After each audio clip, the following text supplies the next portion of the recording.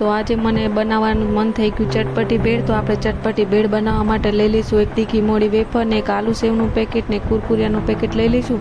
તો મેં ડીશમાં રાખી દીધી છે આલુ પૂરીની જેમ વેફર્સને। તો વેફર રાખીને પછી હવે આપણે ઉપર નાખશું કુરકુરિયા એટલા માટે લીધા કે કુરકુરિયાનો ટેસ્ટ બહુ સારો આવે છે, તો એટલા માટે મેં લઈ લીધા કુરકુરિયા। તો આપણે આ કુરકુરિયા નાખી દીધા ઉપર। હવે કુરકુરિયા નાખીને પછી આપણે નાખશું થોડાક કાંદા। તો આપણે લઈ લીધા કાંદા, તો કાંદા પણ નાખી દીધા। કાંદા ટમાટર તો બહુ ખાસ છે આમાં ભેળમાં, એટલે આપણે નાખી દીધા કાંદા।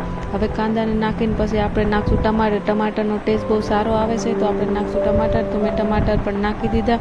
હવે આપણે નાખશું ઉપર આલુ સેવ। આલુ સેવ એટલા માટે લીધી કે લીંબુ હતું નહીં, લીંબુ લેવા જવા જેવું હતું નહીં, બહાર બહુ વરસાદ હતો એટલા માટે આલુ સેવ ખાટી આવે તો એનો ટેસ્ટ બહુ સારો આવે છે ભેળમાં। તો પછી મેં નાખી દીધી આલુ સેવ ને આલુ સેવ નાખીને પછી નાખી દીધી મેં મોળી વેફર। મોળી વેફરનો ભૂકો નાખ્યો પણ બહુ સારો લાગે છે। પાછા નાખી દીધું આપણે થોડા કુરકુરિયા ઉપર, તો પણ કુરકુરિયા પણ નાખી દીધા। પછી પાછા આપણે થોડા કાંદા ઉપર નાખશું, તો કાંદા પણ નાખી દીધા અને થોડા ટમાટર પણ નાખી દીધા।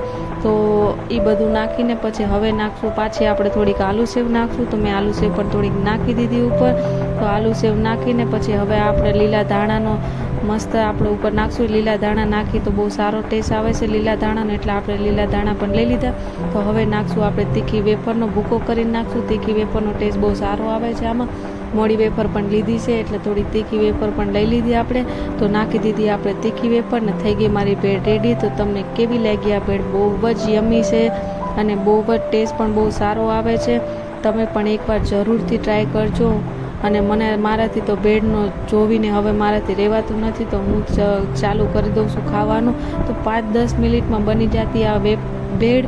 તો ભેળને તમે જરૂર ટ્રાય કરજો અને મને કમેન્ટ કરજો કે તમને આ ભેળ કેવી લાગી, અને તમે ખાઈને પણ જોજો, બહુ જ મસ્ત લાગે છે સાચું। મને તો બહુ ભાવી। તો મારે રહી ગયો તો ચાટ મસાલો નાખવાનો, તો મેં ચાટ મસાલો પણ નાખી।